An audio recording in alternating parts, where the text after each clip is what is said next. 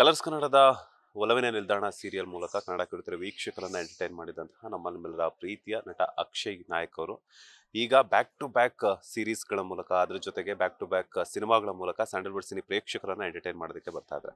ಒಂದು ಪಾಠಶಾಲಾ ಆದ್ರೆ ಇದೇ ತಿಂಗಳ 28ಕ್ಕೆ ತೆರೆಗೆ ಬರ್ತಾ ಇದ್ರೆ.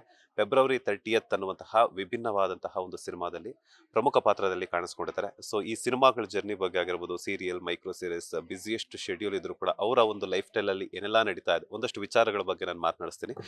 ಮೊದಲನೇದಾಗಿ ಕಂಗ್ರ್ಯಾಚುಲೇಷನ್ಸ್. ಹೇಗಿದೆ ನಿಮ್ಮ ಜರ್ನಿ ಎಲ್ಲ ಅಂತ? Thank you so much. Journey ಅದೇ ಈ ವರ್ಷ ತುಂಬಾನೇ ಚೆನ್ನಾಗಿದೆ ಅಂತ ಹೇಳೋದಕ್ಕೆ ಇಷ್ಟಪಡ್ತೀನಿ. ಯಾಕಂದ್ರೆ ಒಳ್ಳೆ ಹಿಟ್ ತಂದ್ಕೊಟ್ಟಂತಹ ಅಯ್ಯನ ಮನೆ. ಸೊ ಅದ್ರ ಜೊತೆಗೆ ನಾವು ಒಂದು ಹಾರರ್ ಮೂವಿ ಮಾಡಿದ್ವಿ. ಸೊ ಅದನ್ನು ಈ ಇಯರೇ ರಿಲೀಸ್ ಆಗ್ತಿದೆ. ಮೇ ಬಿ ಡಿಸೆಂಬರ್ ಫಸ್ಟ್ ವೀಕಲ್ಲಿ they are planning to release. ಅದ್ರ ಜೊತೆಗೆ ಪಾಠಶಾಲಾ ಅಂತ ಒಂದು ಮೂವಿ, ಅದು ಅಷ್ಟೇ ಈ ಮಂತ್ 20th ರಿಲೀಸ್ ಆಗ್ತಿದೆ. ಸೊ ಎಲ್ಲೋ ಒಂದು ಕಡೆ 2025 ಒಂದು ಒಳ್ಳೆ ಏನೋ ಈ ಇಯರ್ ತುಂಬಾನೇ ಲಕ್ ತಂದ್ಕೊಟ್ಟಿದೆ ಅಂತ ಹೇಳೋದಕ್ಕೆ ಇಷ್ಟಪಡ್ತೀನಿ. ಸೊ ಜರ್ನಿ ನಡೀತಿದೆ ಹಂಗೇನೆ, ಶೂಟಿಂಗ್ ವೈಸ್ ಎಲ್ಲೂ ನಿಲ್ತಿಲ್ಲ, ಸಾಕ್ತಿದೆ ಹಂಗೇನೆ. ಒಲವಿನ ನಿಲ್ದಾಣ ಕಂಪ್ಲೀಟ್ ಆದ್ಮೇಲೆ ಅಕ್ಷಯ್ ನಾಯಕ್ ಅವರು ಬಿಗ್ ಬಾಸ್ಗೆ ಹೋಗ್ತಾರೆ ಅಂತ ಸುದ್ದಿ ಇತ್ತು. ಬಟ್ ನೀವು ನೋಡಿದ್ರೆ ಬ್ಯಾಕ್ ಟು ಬ್ಯಾಕ್ ಸಿನಿಮಾಗಳ ಮೂಲಕ ಬ್ಯುಸಿ ಆಗಿದ್ದಾರೆ. ಹೆಂಗ್ ಸಾಧ್ಯ ಇದು ಅಂತ? ಇಲ್ಲ, ಆ್ಯಕ್ಚುಲಿ ಅದೊಂದಿತ್ತು, ಹೋಗ್ಬೇಕು ಅನ್ನೋದು ನನಗೂ ಆಸೆ ಇತ್ತು. ಆ್ಯಂಡ್ ಒಂದು ಕಾಲ್ ಕೂಡ ಬಂದಿತ್ತು. ಸೊ ಬೇರೆ ಏನೋ ಶೆಡ್ಯೂಲ್ ಇದ್ದಿದ್ರಿಂದ ಹೋಗಕ್ಕಾಗಲಿಲ್ಲ. ಅದೇ ಈ ಶೂಟಿಂಗ್ ಬ್ಯುಸಿಯಲ್ಲೇ maybe Pathashala and February ಏನೋ ರಿಲೀಸ್ ಆಗುವಂತಹ ಪ್ಲ್ಯಾನ್ ಇತ್ತು. ಸೊ ಅದ್ರ ಜೊತೆಗೆ ಇನ್ನೂ ಒಂದು ಸಿನಿಮಾ ಸ್ಟಾರ್ಟ್ ಆಗ್ತಿದೆ. ಸೊ ಹಾಗಾಗಿ ಶೆಡ್ಯೂಲ್ ಇರೋದ್ರಿಂದ ಅದನ್ನು ಒಪ್ಕೊಳಕ್ಕಾಗಲಿಲ್ಲ ಆ್ಯಂಡ್ ಹೋಗೋಕ್ಕಾಗಲಿಲ್ಲ. ಸೊ ಮಿಸ್ ಮಾಡ್ಕೊಂಡೆ ಅನ್ನೋ ಬೇಜಾರು ಇದೆ. ಆ್ಯಂಡ್ ಅದ್ರ ಜೊತೆಗೆ ಈ ಮೂವಿ ಎಲ್ಲ ರಿಲೀಸ್ ಆಗ್ತಿದೆ ಅನ್ನೋ ಖುಷಿನೂ ಇದೆ. ಒಂದ್ ಕಡೆ ಫೆಬ್ರವರಿ 30 ಈ ಒಂದು ಸಿನಿಮಾದಲ್ಲಿ ನಮ್ಮ ಬಿಗ್ ಬಾಸ್ ಅಲ್ಲಿರೋ ಅಭಿಷೇಕ್ ಶ್ರೀಕಾಂತ್ ಅವರೊಟ್ಟಿಗೆ ಸ್ಕ್ರೀನ್ ಶೇರ್ ಮಾಡ್ಕೊಂಡಿದ್ರ. ನೀವೇನಾದ್ರೂ ಇನ್ ಕೇಸ್ ಹೋಗಿದ್ದಿದ್ರೆ, ನೀವು ಸ್ವಲ್ಪ ಫ್ರೀ ಇದ್ದು ಬಿಗ್ ಬಾಸ್ ಹೋಗಿದ್ರೆ ಅಲ್ಲೂ ಕೂಡ ಒಂದು ಸ್ಕ್ರೀನ್ ಶೇರ್ ಮಾಡ್ಕೊಳ್ಳೋಂತ ಅವಕಾಶ ಸಿಕ್ತಿತ್ತು ಬಿಗ್ ಬಾಸ್ ಅಲ್ಲಿ. ಸೊ ಹೆಂಗ್ ಆಡ್ತಿದ್ದಾರೆ ಅಭಿಷೇಕ್ ಶ್ರೀಕಾಂತ್ ಅವರ ಅದ್ರ ಆಟ, ಅದ್ರ ಜೊತೆಗೆ ಧನುಷ್ ಅವರು ಕೂಡ ನಿಮ್ಮ ಫ್ರೆಂಡ್.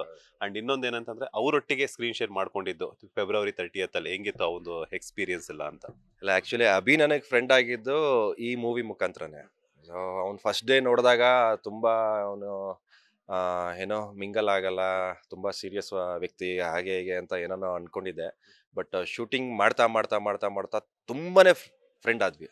ಯಾವ ಮಟ್ಟಿಗೆ ಫ್ರೆಂಡ್ ಆದ್ವಿ ಅಂದರೆ, ಹುಡುಗರು ನಿಮಗೆ ಗೊತ್ತಿರುತ್ತೆ, ತುಂಬಾ ಫ್ರೆಂಡ್ ಆದ್ವಿ. ಆ್ಯಂಡ್ ಅಲ್ಲಿಂದ ಸ್ಟಾರ್ಟ್ ಆಯಿತು ನಮ್ಮ friendship journey. And Bigg Boss ನೀವು ಹೇಳ್ದಂಗೆ ನಾವೇನಾರು ಇಬ್ಬರು ಒಟ್ಟಿಗೆ ಇದ್ದಿದ್ದಿದ್ರೆ ಇಬ್ಬರು ಇರ್ತಿರ್ಲಿಲ್ಲ, 3 ಜನ ಇರ್ತಿದ್ವಿ. ಅಭಿ ಆಗಿರ್ಬೋದು, ಧನುಷ್ ಆಗಿರ್ಬೋದು, ನಾನು, ಒಂದು 3 ಜನ ಒಳ್ಳೆ ಕಾಂಬೋ ಇರ್ತಿತ್ತು ಅಂತ ಅನಿಸುತ್ತೆ. ಆ್ಯಂಡ್ ಬಿಗ್ ಬಾಸಲ್ಲಿ ಅಭಿ ಆಗಲಿ ಧನು ಆಗಲಿ ತುಂಬಾ ಚೆನ್ನಾಗಿ ಆಡ್ತಿದ್ದಾರೆ. ಎಲ್ಲೂ ಅವ್ರ ವ್ಯಕ್ತಿತ್ವನ ಬಿಟ್ಕೊಡ್ತಾ ಇಲ್ಲ. ಆ್ಯಂಡ್ ತುಂಬಾ ಖುಷಿ ಆಗುತ್ತೆ ಅವ್ರನ್ನ ನೋಡೋದಕ್ಕೆ. ಈಗ ಈ ಒಂದು ಸಿನಿಮಾ ಪಾಠಶಾಲಾದಲ್ಲಿ ಒಂದು ವಿಭಿನ್ನ ಕ್ಯಾರೆಕ್ಟರ್, ಅದ್ರ ಜೊತೆಗೆ ಫೆಬ್ರವರಿ 30 ಅನ್ನುವಂಥದ್ದು ಸಿನಿಮಾದಲ್ಲಿ ವಿಭಿನ್ನ ಕ್ಯಾರೆಕ್ಟರ್. ಹೆಂಗೆ ಅಪ್ರೋಚ್ ಬಂತು ನಿಮ್ಗೆ? ಅಪ್ರೋಚ್ ಬಂದಾಗ ನಿಮ್ಗೆ ಹೆಂಗ್ ಅನಿಸ್ತು ಆ ಕ್ಯಾರೆಕ್ಟರೈಸೇಷನ್ ಎಲ್ಲ ಕೇಳಿದಾಗ ಅಂತ? ಆ್ಯಕ್ಚುಲಿ ಫೆಬ್ರವರಿ 30 ನನಗೆ ಫಸ್ಟ್ ಅಪ್ರೋಚ್ ಬಂದಿದ್ದು.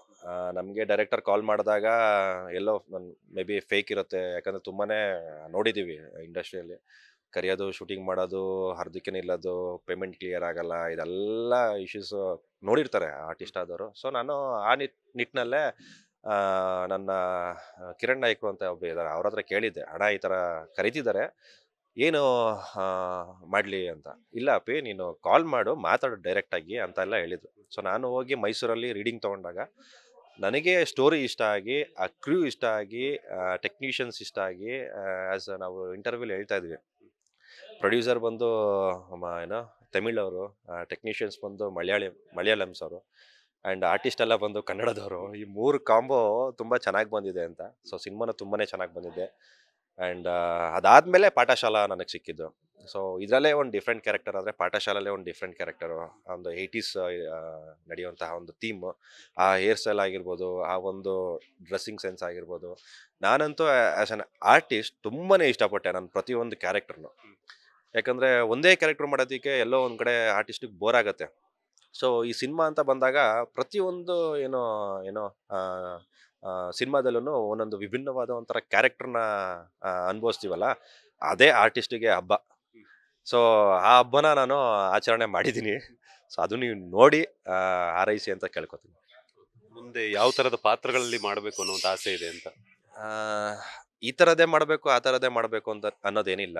ಸೊ ಚಾಲೆಂಜಿಂಗಾಗಿ ಯಾವ್ದ್ಯಾವ್ದು ಅನ್ಸುತ್ತೆ ಅದನ್ನೆಲ್ಲ ಮಾಡೋದಕ್ಕೆ ನಾನು ರೆಡಿ ಇದ್ದೀನಿ. ಒಬ್ಬ ನಾನು ಅನ್ಕೊಂಡಿರೋದು ಏನು ಅಂದರೆ, ಒಬ್ಬ ಆರ್ಟಿಸ್ಟು ಇದೇ ಕ್ಯಾರೆಕ್ಟರ್ ಮಾಡಬೇಕು, ನಾನು ಅದೇ ಕ್ಯಾರೆಕ್ಟರ್ ಮಾಡಬೇಕು ಅಂತ ಬರಬಾರ್ದು. ಯಾವ ಕ್ಯಾರೆಕ್ಟ್ರು ಬರುತ್ತೋ ಅದನ್ನ ಅವನು ಮೈ ಒಳಗೆ ಅಳವಡಿಸ್ಕೊಂಡು ಜನ ಇಷ್ಟಪಡೋ ಥರ ಅವ್ನ ನಟನೆ ಆಗಲಿ ಅಥವಾ ಕ್ಯಾರೆಕ್ಟರ್ಗೆ ಏನು ಬೇಕೋ ಅದನ್ನು ಕೊಟ್ಟರೆ ಜನ ಇಷ್ಟಪಡ್ತಾರಲ್ಲ, ಸೊ ಅಲ್ಲೇ ಅವ್ನು ಗೆದ್ದ ಅಂತ. ಸೊ ಅದನ್ನು ನಾನು ನಂಬ್ಕೊಂಡು ಈಗ ಬರ್ತಿರೋ ಎಲ್ಲ ಸಿನಿಮಾಗಳನ್ನ ನಾನು ಒಪ್ಕೋತಾ ಇದ್ದೀನಿ. ಈಗ ಬಿಗ್ ಬಾಸ್ ನೀವು ನೋಡ್ತಿದ್ದೀರಾ ಅಂತ ಹೇಳಿದ್ರೆ, ನಿಮ್ಮ ಫೇವ್ರೆಟ್ ಕಂಟೆಸ್ಟೆಂಟ್ ಯಾರು ಅಂಡ್ ಯಾರು ವಿನ್ ಆಗಬೇಕು ನಿಮ್ಮ ಪ್ರಕಾರ, ಅಂಡ್ ಯಾರು ವಿನ್ ಆಗಬಹುದು? ಆಬ್ವಿಯಸ್ಲಿ ನನ್ನ ಫ್ರೆಂಡ್ಸೇ ಅನ್ನೋದಕ್ಕೆ ಹೇಳೋದಕ್ಕೆ ಇಷ್ಟಪಡ್ತೀನಿ. ಅಭಿ ಆಗಿರ್ಬೋದು, ಧನು ಆಗಿರ್ಬೋದು, ಇವ್ರುಗಳ ಫಿನಾಲೆವರೆಗೂ ಬರಲಿ ಅನ್ನೋದು ನನ್ನ ಆಸೆ. ಸೊ ಅಲ್ಲೇ ಟೈಟಲ್ ಇದೆ ವಿನ್ನರ್ ರನ್ನರ್ ಅಂತ. ಇಬ್ರು ವಿನ್ನರ್ ಆ್ಯಂಡ್ ರನ್ನರ್ ಇಬ್ಬರಲ್ಲಿ ಯಾರಾದ್ರೂ ಖುಷಿನೇ. ಇದು ಬಿಟ್ಟು ಬೇರೆ ಕಂಟೆಸ್ಟೆಂಟ್ ಯಾರು ಇಷ್ಟ ನಿಮಗೆ ಇವರಿಬ್ಬರು ಬಿಟ್ಟು? ಹುಡುಗರೇ ಅಲ್ಲ, ನೀವೇನು ಕೇಳಿಲ್ವಲ್ಲ ಹುಡುಗಿರ ಅಂತ. ಕಂಟೆಸ್ಟೆಂಟ್ಸ್ ಅಲ್ಲಿ ಹುಡುಗಿರಲ್ಲಿ ಯಾರಿಷ್ಟ, ಹುಡುಗರಲ್ಲಿ ಯಾರಿಷ್ಟ? ಹುಡುಗಿರಲ್ಲ, ಇದೊಂದು ಹುಡುಗರು ಹೇಳ್ಬಿಡ್ತೀನಿ. ಆಸ್ ಯೂಶುವಲ್ ಹುಡುಗರಲ್ಲಿ ನಮ್ಮ ಅಭಿ, ಧನು ಅವ್ರು ಬಿಟ್ರೆ ಗಿಲ್ಲಿ, ಅವ್ನು ತುಂಬಾನೇ ಚೆನ್ನಾಗಿ ಆಡ್ತಿದ್ದಾರೆ. ಸೊ ಗಿಲ್ಲಿ ಇಷ್ಟ. ಆ್ಯಂಡ್ ಹುಡುಗಿರಲ್ಲಿ ಕಾವ್ಯ ಮತ್ತೆ ಸ್ಪಂದನ. ಯಾಕೆ ಇಷ್ಟ? ಅಲ್ಲ, ಅವರು ಫ್ರೆಂಡ್ಸನ್ನೇ. ಸೊ ನಾವೆಲ್ಲ ಒಂದೇ ಚಾನಲಲ್ಲಿ ವರ್ಕ್ ಮಾಡಿದವರು. ಸೊ ಎಲ್ಲ ಒಂದು ಕಡೆ ಇದೆ ಅವ್ರಿಗೆ ಬರಲಿ ಗೆಲ್ಲಿ ಅಂತ. ಫೈನಲಿ ಏನ್ ಹೇಳ್ತೀರಾ ಕನ್ನಡಿಗರಿಗೆ? ಈಗ ಬ್ಯಾಕ್ ಟು ಬ್ಯಾಕ್ ಸಿನಿಮಾಗಳಲ್ಲಿ ಬ್ಯುಸಿ ಆಗಿದ್ದೀರಾ. ಕಿರುತೆರೆಯಲ್ಲಿ ಡೈಲಿ ನಿಮ್ಮನ್ನು ನೋಡ್ತಿದ್ರು ಸೀರಿಯಲ್ ಮೂಲಕ. ಅದ್ರ ಜೊತೆಗೆ ರೀಸೆಂಟ್ ಆಗಿ ಅಯ್ಯನ ಮನೆ ಆಯಿತು. ಅದಾದ ನಂತರ ಇನ್ನೊಂದಷ್ಟು ಮೈಕ್ರೋ ಸೀರೀಸ್ಗಳ ಮೂಲಕನೂ ಕೂಡ ಸೋಷಿಯಲ್ ಮೀಡಿಯಾದಲ್ಲಿ ಕಾಣಿಸ್ಕೊಂಡು ಈಗ ಬಿಗ್ ಸ್ಕ್ರೀನಲ್ಲಿ ಬರುವಂಥದ್ದು ಒಂದ್ ಕಡೆ ನಿಮ್ಮ ಅಭಿಮಾನಿಗಳಿಗೆ ಖುಷಿ ವಿಚಾರ, ಅಂಡ್ ಇನ್ನೊಂದು ಡೈಲಿ ನೋಡೋಕ್ಕಾಗಲ್ಲ ಅನ್ನುವಂಥದ್ದು. ಸೊ ಹೆಂಗಿದೆ ಅದ್ರ ಬಗ್ಗೆ ಅಭಿಮಾನಿಗಳಿಗೆ ಏನಾದರೂ ಹೇಳೋದಾದ್ರೆ? ಇಲ್ಲ, ಅಭಿಮಾನಿಗಳು ಆ್ಯಕ್ಚುಲಿ ಆಲ್ರೆಡಿ ಹೇಳ್ತಿದ್ದಾರೆ, ಸರ್ ನೀವು ಸಿನಿಮಾ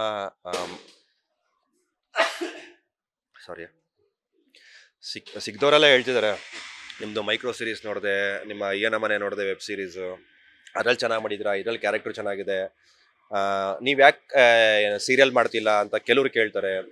ಒಂದೊಂದು ವರ್ಗಗಳಿಗೆ ಒಂದೊಂದು ವರ್ಗಗಳ ಜನ ಇರ್ತಾರಲ್ಲ, ಅವ್ರಿಗೆ ಒಂದೊಂದು ಥರ ಇಷ್ಟ ಇರುತ್ತೆ. ಸರ್ ಇಲ್ಲ ಸರ್ ನೀವು ಸಿನಿಮಾನೇ ಮಾಡಬೇಕು, ಇಲ್ಲ ಸರ್ ನೀವು ಅಯ್ಯನ ಮನೆ ಸೀರೀಸ್ ಮಾಡಿದ್ದೀರಾ ಆ ಥರ ಸೀರೀಸೇ ಮಾಡ್ಕೊಂಡು ಬನ್ನಿ, ಇಲ್ಲ ನೀವು ಸೀರಿಯಲ್ಲೇ ಮಾಡ್ಕೊಂಡು ಬನ್ನಿ ಅಂತ ಒಂದಷ್ಟು ವರ್ಗಗಳಿದೆ. ಸೊ ಅವ್ರು ಎಲ್ಲರೂ ಇಷ್ಟಪಡ್ತಿದ್ದಾರೆ. ಸೊ ನನಗೇನು ಅಂದರೆ ಗೋ ವಿತ್ ದ ಫ್ಲೋ.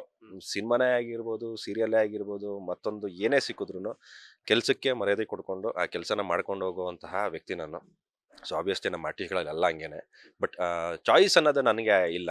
ನಾನು ಚಾಯ್ಸ್ ಅನ್ನೋದು ನಾನು ಇಟ್ಕೊಂಡೇ ಇಲ್ಲ. ನನಗೆ ಕೆಲಸ ಇಂಪಾರ್ಟೆಂಟು. ಅದು ಯಾವ ಕೆಲಸನಾದಾಗಲಿ, ಸಿನಿಮಾ, ಸೀರಿಯಲ್, ಇಲ್ಲ ರಿಯಾಲಿಟಿ ಶೋಸ್ ಏನಾರಾಗಲಿ ಅದು ಮಾಡ್ಕೊಂಡು ಹೋಗಬೇಕು. ಒಟ್ಟಿನಲ್ಲಿ ಆ್ಯಕ್ಟಿವ್ ಆಗಿರಬೇಕು ಆರ್ಟಿಸ್ಟ್ ಅನ್ನೋದು ನನ್ನ ಅಭಿಪ್ರಾಯ. ಎನಿವೆ, ಒಳ್ಳೇದಾಗ್ಲಿ. ಒಳ್ಳೆ ಗ್ರೋತ್ ಕಾಣ್ತಿದೆ. Step by step serials, series, ಅದ್ರ ಜೊತೆಗೆ ಸಿನಿಮಾಗಳು, ಬೇರೆ ಬೇರೆ ಸಿನಿಮಾಗಳಲ್ಲಿ ಇನ್ನೂ ನಟಿಸಿ ಅದ್ರ ಜೊತೆಗೆ ಬೇರೆ ಬೇರೆ ಲ್ಯಾಂಗ್ವೇಜಸ್ಸಲ್ಲೂ ಕೂಡ ಕಾಣಿಸ್ಕೊಳ್ಳಿ.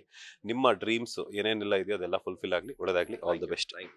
Thank you so much. Thank you. ಇದಾಗಿತ್ತು ನಟ ಅಕ್ಷಯ್ ನಾಯಕ್ ಅವರ ಮಾತು. ಕ್ಯಾಮ್ರಾ ಪರ್ಸನ್ ರಾಘವೇಂದ್ರ ಸ್ವಾಮಿ ಜೊತೆ Manjunath Srinivas, boss TV Kannada, Bengaluru. Latest ಹಾಗೂ ಇಂಟ್ರೆಸ್ಟಿಂಗ್ ಸುದ್ದಿಗಳಿಗಾಗಿ ಬಾಸ್ ಟಿವಿ ಕನ್ನಡ ಚಾನೆಲ್ನ ಸಬ್ಸ್ಕ್ರೈಬ್ ಮಾಡಿ. ಹಾಗೆಯೇ ಬೆಲ್ ಐಕಾನ್ ಪ್ರೆಸ್ ಮಾಡಿ. ಇದರ ಜೊತೆಗೆ ಫೇಸ್ಬುಕ್, ಇನ್ಸ್ಟಾಗ್ರಾಮ್, ಎಕ್ಸ್ ನಲ್ಲೂ ಮಿಸ್ ಮಾಡದೆ ಫಾಲೋ ಮಾಡಿ.